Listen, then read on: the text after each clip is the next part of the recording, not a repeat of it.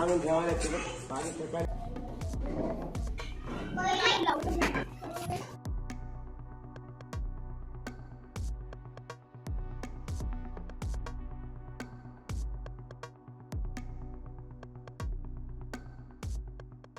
फक्त एवढं म्हणणं आहे, जो प्रिन्सिपल आहे तो पिऊन येतोय.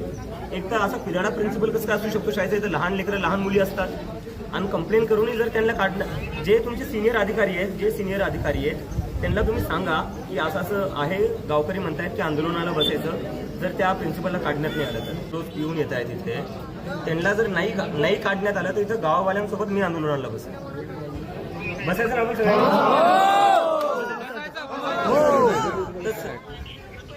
ऍक्शन झाली पाहिजे सर. जर ऍक्शन नाही झाली तर इथं गाववाले खूप संतापलेले आहे आणि गाववाल्यांचं म्हणणं आहे की त्याला जर नाही काढलं तर आंदोलन सुरू करायचं. आणि गाववाले बसले तर त्यांच्यासोबत मी येऊन बसेल. माझं गाव इथून 2 किलोमीटर आहे. 5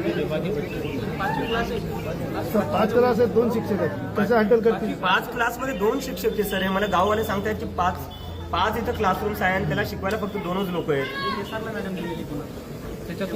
त्याच्यातली एक SIRच्या ड्युटीवर आहे म्हणे. नाही, ही जबाबदारी कोणाची आहे सर? हे रोज जबाबदारी कोणाची?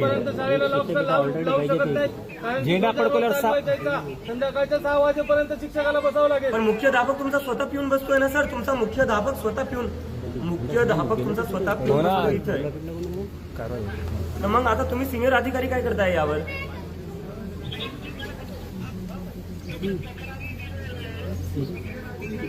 नाही, मला गाववाले सांगतायत तक्रारी दिल्या आहेत, ते मान्य, पण तक्रारीचं झालं काय?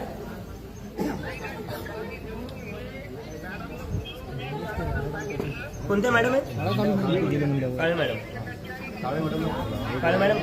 नंबर आहे. एक काम करा ना, तुम्ही काळे मॅडमला कॉलवर घ्या ना. काळे मॅडमला कॉलवर घ्या मला. त्याला 5 वेळा सांगितलं. महाराष्ट्रातील सर्व बातम्यांचे विश्वासार्ह व्यासपीठ. सकाळच्या सर्व सोशल मीडिया प्लॅटफॉर्मला लाईक, फॉलो आणि सबस्क्राईब करा. तसंच सर्व नोटिफिकेशनसाठी बेल आयकॉन प्रेस करायला विसरू नका.